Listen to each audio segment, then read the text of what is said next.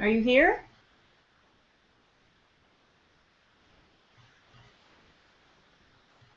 Hi. There you are. Yeah. Did you need that link that I sent you? I clicked it right off of the email.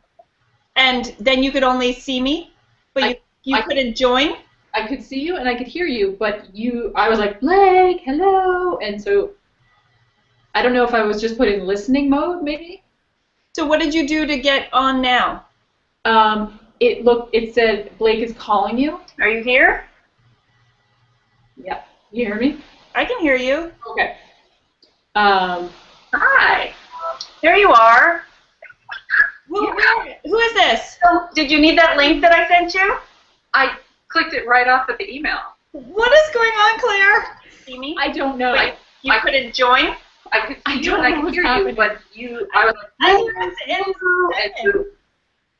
I don't know if I was just put in listening mode, maybe.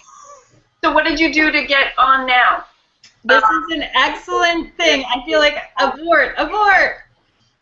Why don't you hang I up can hear you. Okay. Hi. There you are. Oh, Jesus. Okay. Who is this?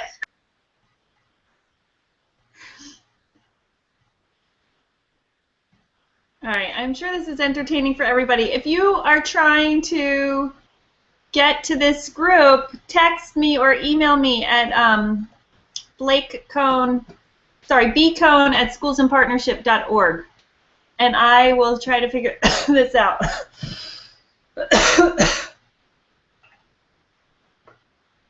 I am going to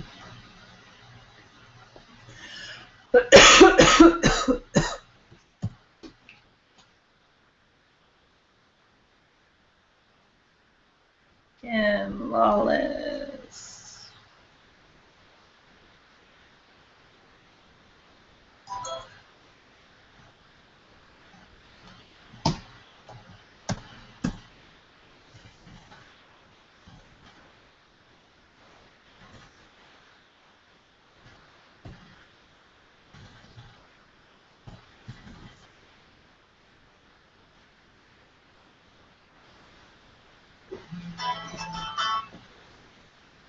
Yes. I don't either. I'm trying to. I'm okay. So maybe I have to share this link. Control C. I don't know what's going on, and now everybody's watching me talk to you on the phone. But I am going to try to email it to the people who said they're there. I haven't gotten a message from anybody saying that they're trying to click in, but certainly somebody's watching and having a hilarious afternoon. Oh, okay. But he's just watching. Okay. All right, let me do this real quick and see what we can do. Oh no, maybe young Alex Teese can show us what to do. Oh. Okay, bye.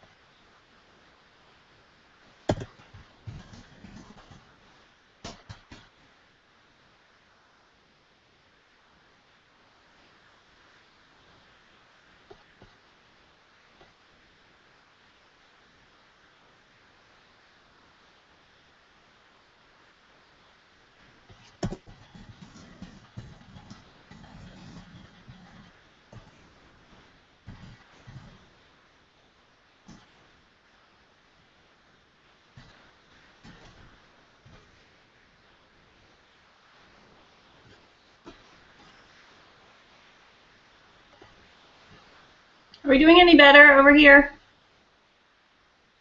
We have 2 viewers.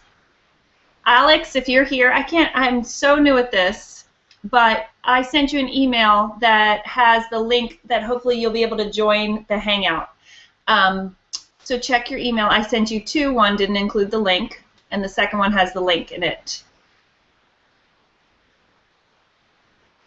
So I am completely new at this, and I don't think it's working. So I'm going to patiently wait here and see if other people will join.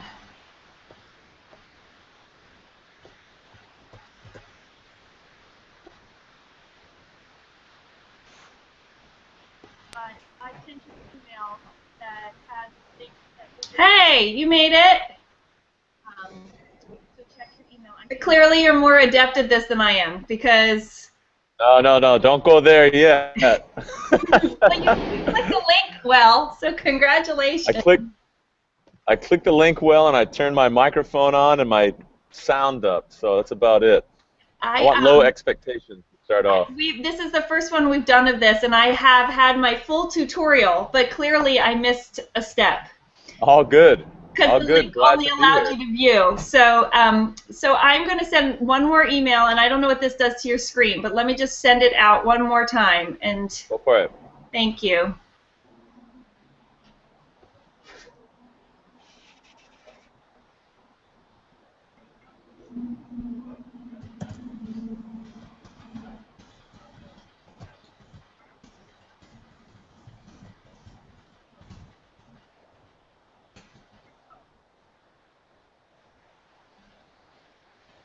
Okay, I'm here, Alex, and our executive director is here somewhere. She left because it kept repeating. It would record our sound and then just repeat our conversations over and over again. That'll make things tricky. It was very exciting. So, did you survive your hurricane? I did. We survived out here. They actually split the islands. So one went south and then one went north. So I'm looking out. I can't find a cloud right now. Oh, that's nice. So I think we're safe. Yeah. You don't have hurricanes very often, do you?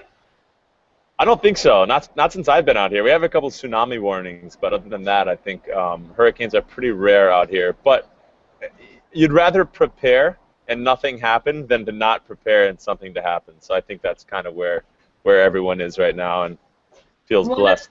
One of the women who's supposed to be joining this chat is she's at a hurricane. She's in Hawaii and she's at a hurricane preparedness meeting, which she thinks is funny since the hurricanes just came and now they're having the meeting. Yeah. yeah. Just for next one, just in case. Right. Yeah, make sure. So are you not from Hawaii? I'm not. I'm originally from Massachusetts. Oh no, that's all right. Yeah, that's all right. Are you from New York? Is that why? No, I went to school in Maine. That's it. Oh, okay. I like Maine. No, I'm originally from Massachusetts. I came out here 6 years ago through the Teach for America program and taught 7th grade English for 2 years in the island of Oahu and got my master's degree here. And then we had this phenomenon out here, actually related to weather. We canceled school on Fridays for a whole year because we didn't have enough money in the state budget. So we took that money and put it into a hurricane fund or a rainy day fund or what have you. And at the end of my 2 years, I actually lost my job. So I went back to the mainland and went back to school and then came back out here to work for Teach for America. So. Oh, cool. So is that where you work now? You work for Teach for America? I did work there. I just left them about a month and a half ago. So in a transition phase away from Teach for America. So. What's your next step? We shall see. To be determined. This is that interview. Did you not know that that's what you signed up for? That's this right now, right? My Skype interview. No. Where'd you go? Yeah, we can practice. I probably won't call you perfect. Yeah. Where'd you go to college? I went to Ithaca College in upstate New York for undergrad, and then I went for my master's degree out here for education at the University of Hawaii at Manoa, and then I went and got my MBA at the University of Rochester, the Simon School of Business. Oh gosh, you're like back and forth. Yeah, back and forth. No more. Yeah, no more school for me for now. No more education, receiving education. One of my for best now. friends from school, we used to call him a studentus perpetuus because he has like Yeah, graduate degrees, and you're like, where was so what are yeah. you in school for now? A um, career student. yeah, but in Hawaii, I think you landed on your feet okay, weather-wise. I think so too. Better than I think I'm gonna make it out Massachusetts, here. that's for sure. Yeah, I was home over the summer to spend some time with my folks, and it was beautiful in the summer, but it gets a little cold in the winters. I mean, you were in Maine, so you Yeah. know that. I never saw the nice parts of Maine. Like the snow was finally thawing, and we were going home for the summer. So Yeah, yeah. Good, I, good. I don't know where anybody else is, and I really do apologize. This was our No, first good. one, but I can tell you a little bit about what we do if you Yeah, want to hear please do. that. I'm just Please trying to do. see. Sorry, I'm looking at I'm seeing if anybody, only Claire, my executive director, had replied to my dire help for logging in. Okay, so we're a new, you can tell we're new, nonprofit that works to get public schools, private schools, and charter schools to partner together in communities, sort of to Okay. enhance the community of all children. And Okay. actually in Hawaii we have a really good backing of the independent schools there, and certainly there's a need in Hawaii to sort of bridge the gap between the independent schools and the public and charter. I'm not sure what the charter school movement is like in Hawaii, if there are any. Yeah, they're about 30. Well, that's not a ton, but they're there. So what we do is we try to get, this is the first one of these Google Hangouts we've done, but we're trying to get educators together. Here comes Claire. There's Claire. Claire, oh, there. Hey. Claire, this is Alex. Hi, Alex. Claire? I Aloha. was explaining, since he's the only one here, I was just explaining a little bit about what we do. Claire is our executive director. We are a two-person team Yes. with a board that sort of oversees our work. So we try to share best practices amongst all educators. We've been doing regional meetings around the country. There's one in Hawaii on September 10th, actually, if you are interested in an invitation. Oh, for sure. I will forward it to you. And so we get educators together so that they can network and learn from one another and to discuss new practices and challenges and things of establishing reciprocal, sustainable partnerships amongst schools. So that was our goal today, was to get educators who are working on summer programs to talk, because they don't often have a forum to meet each other, and each summer program is slightly different. But apparently they're on vacation or have Google problems like we do. Yeah, yeah. So. I mean, I think that we can still have a pretty good chat. I have an interesting perspective in having been a public school teacher here, having gone to the University of Hawaii College of Education, having worked with Teach for America, having worked pretty closely with the Charter Commission over the past 2 years. So a lot of my friends are charter educators. One of my friends just started a charter school here in Hawaii. I'm actually going to see her tomorrow and help her with some development work. And then I am pretty familiar with the work of Ka'i, which is the summer program at Iolani School. Right. I go back with the headmaster, Tim Cottrell, back to Rochester when he was still at the Harley School, and now obviously he's out here at Iolani. And I had breakfast last week with Kylie Marr, who is the assistant director of the Pueo program, who is, which obviously Pueo program is at Punahou School. Right. So I have I would say like an omniscient point of view through a lot of different networks, and I don't go deep in any network, but I have experience in, Hawaii is a pretty small place, and we're relatively all family here, usually just 1 or 2 degrees removed from anyone you meet. So I have an interesting, I wouldn't say it's a deep or seasoned or experienced perspective, but I have some perspective of what's going on and a few ideas around what I think is going well. what I think really works in these programs, having friends who work at Ka'i over the summer, having friends who work at Pueo over the summer, and a few ideas that other educators and I are thinking about moving forward. So. Oh, that's great. You know, the woman from, she's Allison Ishii, I believe is how you pronounce her name. Ishii. Ishii. Okay, so she's supposed to be jumping on this eventually this afternoon. Okay. They're one of our member schools. Actually, both of those schools are member schools, so that's great. Yeah. Who else has summer programs out here that you know of? I know Sacred Hearts Academy piloted one this past year, but the only ones that I'm familiar with really having a firm, I guess, like footprint and a few years under their belts are the Ka'i program and the Pueo program, both at Iolani and Punahou. Those are the only two that I'm aware of, and honestly, Sacred Hearts just joined, but I don't know. I'm not well versed in what their programs are at school, especially not in the summer. So Alex, I don't know if can you hear me, Alex? Yeah, I can. Okay, great. Sorry. I would be curious to learn more about your perspective on the public school side. Sure. How you may or may not have seen the interaction between public and independent working to bring students into summer programs that may be hosted or sponsored or built by the independent school. Right. What was that process like? What worked, what didn't work in terms of finding the right fit between program and student? Right. I think that's always a balance, right? Because you want a strong product for kids, and you want your mission and the vision of the summer program to be centered around opening up additional educational life opportunities for those kids in that program, and so that the summer program is not just seen as one part of their educational trajectory, but really as just like a smooth part of that pendulum, right? The kids see summer as a learning period that is part of school, that is part of their life, right? It's not this stepchild, right? Right. The additional component, and which is why I think that my friends who are Teach for America alumni keep going back to work at Punahou and Iolani over the summer for those two programs, is the professional development. Mm-hmm.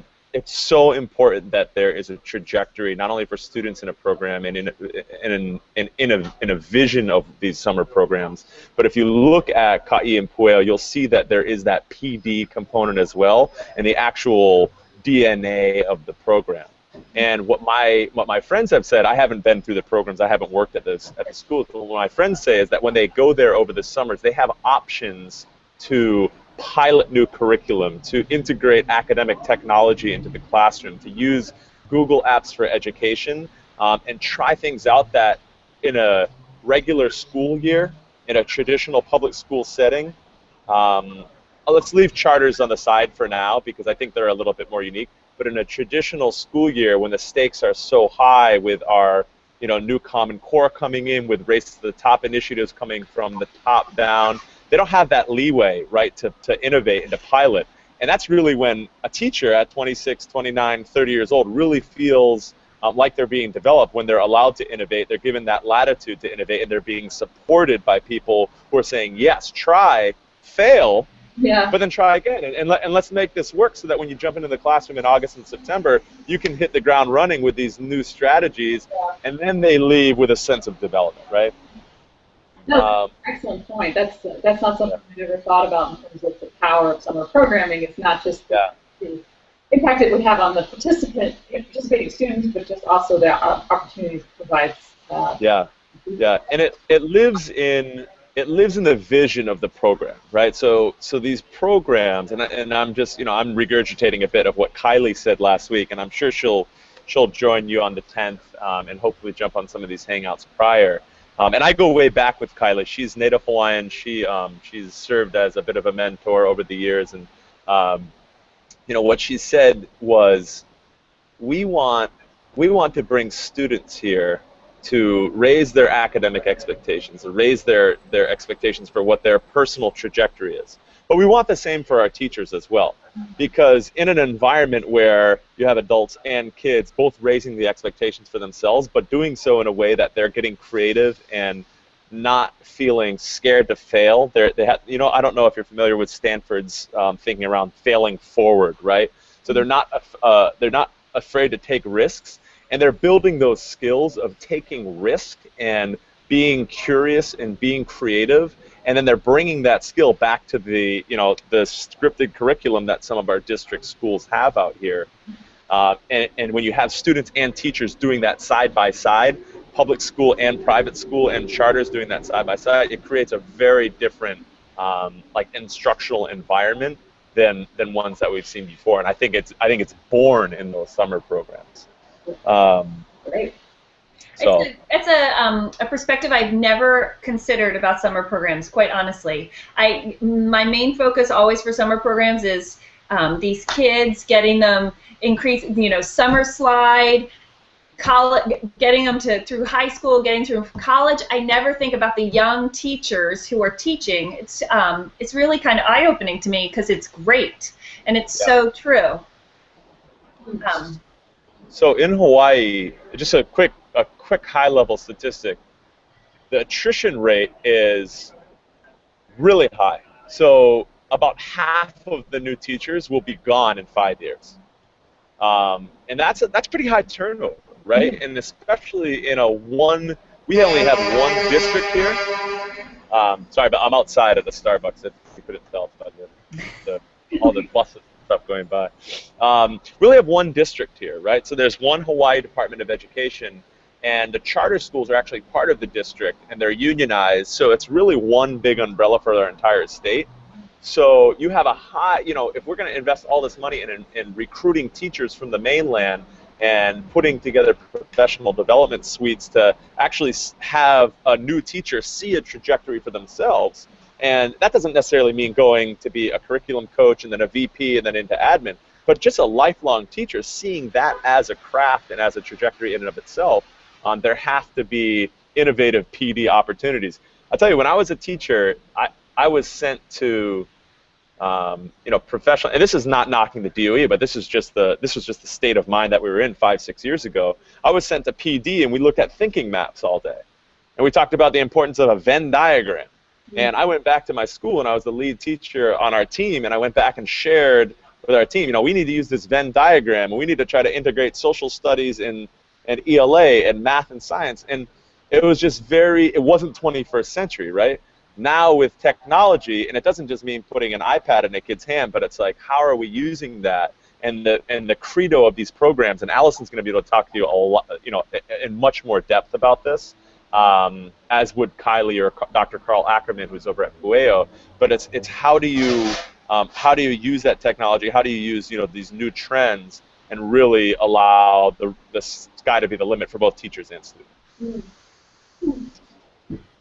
It's great. So tell me, what would have been your ideal professional development when you were a teacher, a young 7th grade teacher? Yeah. Are you familiar with the design school at Stanford by any chance? Yes. Okay. I didn't go there, but from what I see on their website and research about the school and some of the design thinking that we've done out here through Teach for America, I would have loved for that. And I would actually say my life is kind of like this, right? Because I graduated from undergrad. I wanted to go to Wall Street. I wanted to be in finance. Instead, I did Teach for America, and I was exposed to, and I don't know if the word subject didn't really resonate with me when I saw it online, but I was exposed to a different world, different challenges, a different industry, which was education, right? I would have loved my professional development to have been around that, right? So take 2 days off, go out and be exposed to certain type of teaching in private schools or at Kamehameha schools, which is a private school, but also very grounded in Hawaiian values. To be exposed to that learning, then go into some sort of lab and spend 6 or 8 hours with other educators who are trying to learn this stuff, and then go and pilot it in the classroom, but not have the stakes be so high that I was worried about messing it up and not having my students score well on the formative assessment that Friday. But I was really focused on just learning how to do it, right, and developing and having it be a continual, a continuation of my development, not just here's your professional development for these 2 hours, here is the product, here's what you will implement with your. It's very two-dimensional, right? Yeah. So I would have loved that type of design thinking feel to be over the course of, I don't know, we meet once a month, once every 2 months. The people come out to my school and see me implement it and help co-teach a lesson using that strategy. I think that type of hands-on learning works for me, right? I don't know if it works for everyone, but I think that would really revolutionize our idea of professional development here in Hawaii, because as it stands, it's not that innovative. It's not 21st century. It's not inspiring. It's not where inspiring. It's not where teachers want it to be. We're craving. We're saying we want more. We want more. And I think we're trying to move there. It's just hard. 185,000 kids, 11,000 teachers, one district across 6 islands. There are challenges in and of itself, right? Do you think public school teachers have time in their schedule to do something like that? Yeah, we make time. I am not part of the camp that says I'm very good friends with Corey Rosenlee, who's the head of Work to the Rule, who was the one who started the protests about, we will only work a certain amount of numbers in our contract. And Corey and I go back and forth all the time. And he said, Alex, you're the type of person who is my nightmare because you're the type of person who will work beyond the contract. And I'm sitting here trying to say we're going to work to the contract and we're going to get paid for extra. I was like, Corey, this is not about me. Yes, I would like to make more money. Yes, I would like the contract to be, more beneficial. But as you got to pick and choose, right? The school opened at 6:30. I'm there at 6:30. It closed at 5:30. I'm there till 5:30 because that's the time that I need to think and to try to do the best for my kids, right? And that's it. And that's how I approach it. I think you will find teachers who will be on the work to rule side. But then you'll find teachers, and this is why I said put charter schools to the side, because I think with charters, even though we're unionized here and under the DOE umbrella, I think you can still innovate in a charter school enough through our supplemental contract to extend minutes, to increase pay, to lengthen the school year, to have a funky schedule, to do Saturday school, and to innovate there so that teachers will find the time. And the teachers that want to make it work, who look at this as fun, who look at this as collaboration, who look at this as PD, they will find the time. That's cool. Claire and I are going on Wednesday. There's an institute here in D.C. that is through Project Zero at Harvard, which is also part of the design thinking. And they're doing a whole week-long teacher seminar. Public, private, charter school teachers are all at the Washington International School for the week to do a whole professional development on maker thinking, design thinking, and they're going on Wednesday. We're going with them down to the art museums. I have no idea what we're doing, but we're just going to observe one of the days that they're doing. It's kind of interesting. You were talking about it. Yeah. And they also have they've done pretty well is they've also created a core team, a cohort of teachers who meet throughout the year. So it's not just a single event in the summer, but they actually then have some, ongoing workshops, seminars, some of them more informal, some of them more formal. But the notion that there's year-round support. What is that seminar called that you're going to again? It's called WISSIT, WISSIT, and it's Washington International School Summer Institute for Teachers. And I am slightly obsessed with thinking about ways to replicate that in other parts of the country. So, as we continue having conversations and thinking about set of circumstances with Hawaii, thinking about would something like that work. I think Hawaii has so many advantages because the community is so tight-knit. You can actually bring people together, although you have the many island challenge. I think there's you also have the ability to come together and have a real commitment to come together, I think, than some other communities. So take a look at it and let us know what you think. I was going to say, if you have the syllabus or the schedule or the agenda or whatever literature you have on that, if you don't mind sharing that, I'd love to put some thought behind it and think about how to contextualize that for, what is a really unique educational landscape in Hawaii. Yeah. I'll send you what we have. It's and the head of the school there is super open and friendly. So if it's something you want to follow through with, I'd be happy to put you in contact with him. He is happy to talk. Thank you so much. he's happy to talk to anybody who is interested in their work. And great. It's really good. So so Alex, are you going to open a charter school? Is that why you keep saying "we" with the charter school movement? Yeah. You call my I wear my emotions and my plans on my sleeve.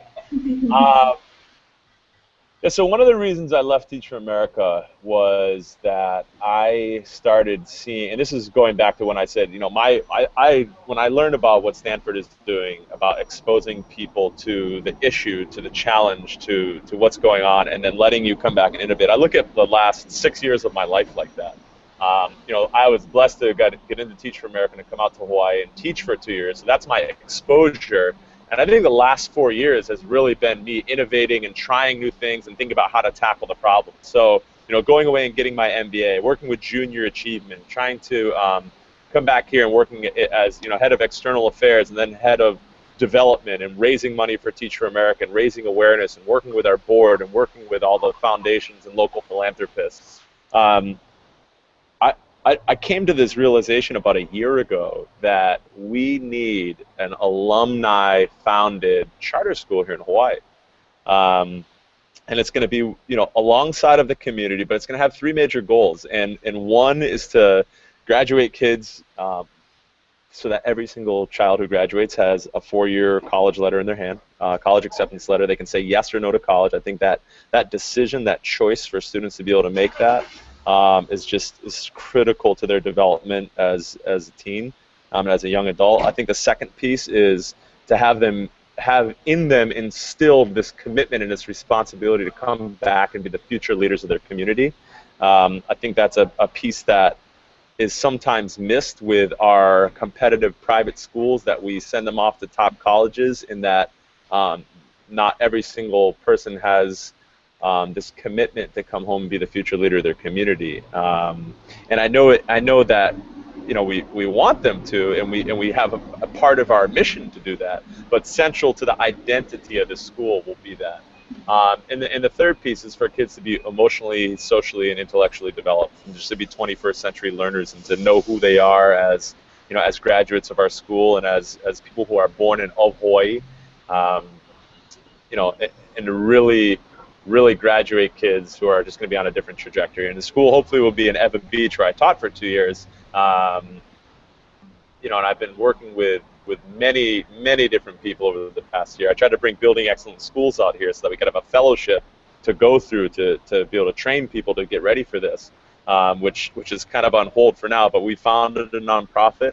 And I've been meeting with a lot of, you know, senior level people to just ask advice, and I tell them that I have, you know, energy and a vision, but I don't have wisdom and experience. So that's where I kind of need people to weigh in and help channel this. But we're going to take the next year or two, maybe year or two, and have it be more like an R&D year and a listening tour and a community engagement, so that, you know, every week or two we head into the community to sit down and talk story, which is, you know, just kind of round table and listen to the hopes and dreams of the community and the vision that the community have for their kids, and then talk about what we as former educators and teachers and mentors of these kids have to offer, and see if we can't, you know, come together on a collective vision and get something going. This is a multi-year project. This is kind of, now for me, this is, you know, nights and weekends at coffee shops and stuff, but it still is very integrated to, you know, the summer learning visions of Ka'i and Pueo. And where I live actually is where the kids who go to the Ka'i program are from. So I live in an area called Palolo Valley. And the kids from Palolo Valley are the kids who are born and raised in low-income communities, go to these summer programs. And I volunteer at the local district park, and my mentors are from there. So it's a very small, close-knit community out here. And even from someone who's not from here, you know, go to Costco and buy a couple of these shirts and smile and say aloha, and off we go. That's all you need? That's all you need to start a charter school. A couple shirts and aloha. Yeah, yeah, exactly. It gets you at the beginning of your email and at the end. It's perfect. It's like a 2-for-1. Exactly. So. Well, that's fantastic. I really hope you keep in touch with us, because you will be an incredible asset for us in Hawaii as we develop and keep our movement going. And And we'd be happy to do whatever we could to help you along the way. If there's... Yeah, go ahead. Yeah, no, I was going to say thank you so much. It's great to connect, and I'm similar to the head of the Washington International School, is that I'll never turn down a conversation or an opportunity to just chat with someone and listen to what they're up to. And I'm reading an interesting piece right now from Education Pioneers. It's this 30-page PDF document about the complexity of leadership in public education and education reform, and it's just such a unique space. And I'm 28 years old. I turn 29 next month, and I have a lot to learn, but I'm committed to this, and I'm committed to learning, and committed to trying new things. And I just think it's really interesting that all of the different approaches and ways that people try to tackle this problem of expanding opportunities for kids who are growing up in low-income communities. And like we said, similar to the design thinking and design school at Stanford, like being exposed and being invested in the challenges and complexities facing these kids, innovating and thinking about solutions to their problems now and the problems that don't yet exist is something that I'm really, really committed to. So thank you so much for sharing what y'all are doing. If I can be any help leading up to and after the September conference, and anytime y'all want to just send something to me and get a thought partner on it, I'm happy to help. That's great, and we have a couple of members who have started their charter schools and stuff, and one of them had, and I can't remember off the top of my head which one it is, but it is very similar goals. I remember reading, community engagement, high school, and then college, college decisions. I can't remember which one it was, but I'm going to look it up and see if I can put you in contact with them, just because I'm sure you'll want people to bounce ideas who have started charter schools. I don't think it's an easy road. No, not at all. I think you have your work cut out for you on the weekends and nights at your Starbucks. I agree. And I said try to find some free time to enjoy this land that I live in here. But I know, gosh, it looks gorgeous in the little sliver of blue I can see out here over your shoulder. Yeah. Thank you so much for being the first participant of our Google Hangouts. We made it. The ice is broken. Down in NNSP history, Alex. Thank you so much. Awesome. Talk to you soon. Okay, I'll talk to you soon. I'll send you some of this information on email. Okay, great. Take care. Thanks, Alex. Bye. You too. Bye-bye.